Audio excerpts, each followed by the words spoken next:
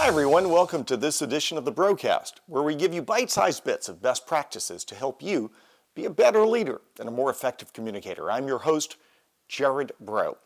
Our discussion question from earlier this week is this: what's the best way to keep a spokesperson from sounding stiff and rehearsed during a media interview? We've seen this especially on television, where spokespeople sound robotic. They sound like they are trying so hard to stay on message that the message is no longer or never does feel authentic. It sounds contrived and rehearsed. So how do we prevent that? Some good observations this week. Cottrell says some people just have it, which is true. Some people have that ability to internalize a message and sound more spontaneous than others. But she says, always know your facts, but don't take it to the point that you're trying to write a speech. Good information there. Patricia, who does a lot of media interviews, says, put a little spunk in your delivery. Do something unexpected, be fun, and be true. And that's especially true because Patricia, in her situation, is often on live TV talking about poise, something that is a lighter topic, but a topic that she's an expert in. Erin says, allow the spokesperson to draw on their personal experience and let them help form the message. So if they're drawing on their personal experience, it's a good observation. It makes it more authentic to the teller. A story is more authentic when it is the teller's story and not the scriptwriter's story. Chris says, understand the topic and practice. Plus personality is important.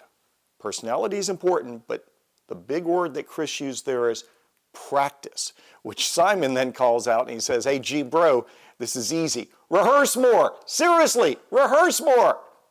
Simon is exactly right. It's the repetition that takes it from sounding rehearsed to sounding as though it's a spontaneous thought.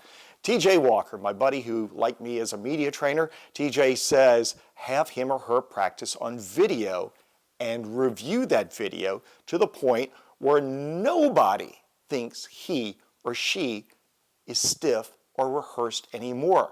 That takes a lot of time to do it over and over again. Record, evaluate, record, evaluate, record, evaluate. But it's critical that you do that. And Odette, my dear friend in Florida, says practice, video practice, mirror practice. And did she say practice?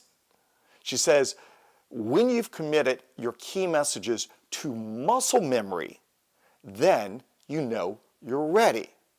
She says she also had a good teacher. Wink, wink, she says. Thank you so much, Odette. There is a difference between memorizing and internalizing. The muscle memory that Odette referred to is internalizing. Memorizing means you have a bunch of words in your head. Internalizing means you've taken the message to heart. And in order for a message to live in your heart, the message has to be true. Sometimes people are stiff because they don't fully believe what they're saying. They're told to say it. If it's in your heart won't let you lie. The heart coordinates with the head, and the message comes out sounding authentic. You must practice so much that every rehearsed line sounds like it's a spontaneous line.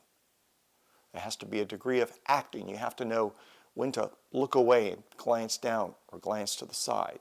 Never look up when delivering the message. That's an indication that you might be lying.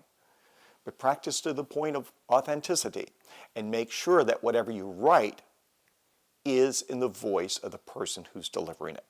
I hope this helps you. Media training is important. You can't have enough of it, right? For the Broadcast, I'm Jared Bro.